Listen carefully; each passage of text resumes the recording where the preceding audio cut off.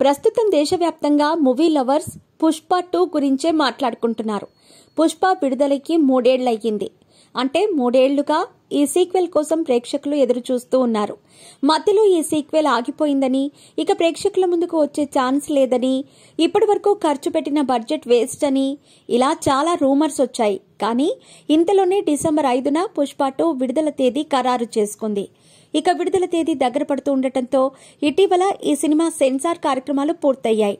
తాజాగా ఈ movie run time బయటకి రావడంతో ఇది ప్రేక్షకుల్లో మరొక హాట్ టాపిక్ గా మారనుంది. అసలు సినిమా అంటే 2.5 గంటలు మాత్రమే ఉంటుందని ప్రేక్షకులు ఫిక్స్ అయి ఉంటారు. కానీ ఈ మధ్యకాలంలో సినిమా అంటే 2.5 గంటలు ఉండాల్సిన అవసరం లేదని, ఆసక్తికరంగా తెరకెక్కిస్తే 3 గంటలైనా మీ పెట్స్ కి గ్రూమింగ్ నుంచి బర్త్డే సెలబ్రేషన్స్ వరకు అన్నింటిలో మంచి ఆఫర్స్ ని మాయా టైల్స్ అండ్ ట్రయల్స్ వారు మీ ముందుకి తీసుకుని వచ్చారు. ఎక్కడో కాదు, మన బాచుపల్లిలో. Phone number 8985555318.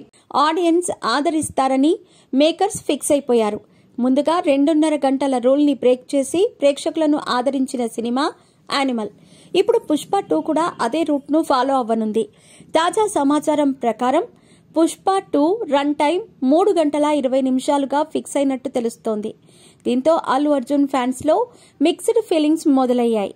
తాజాగా Pushpa 2 censor board UA certificate ఇచ్చినట్టు సమాచారం. పైగా ఈ మూవీలో 8 నుండి 12 కట్స్ కు కూడా చేసిందట సెన్సార్ బోర్డు. అవేంటి అనే వివరాలు ఇంకా బయటకు రాలేదు. కానీ మూవీ రన్ టైం గురించి మాత్రం సోషల్ మీడియాలో చర్చ మొదలు కానుంది.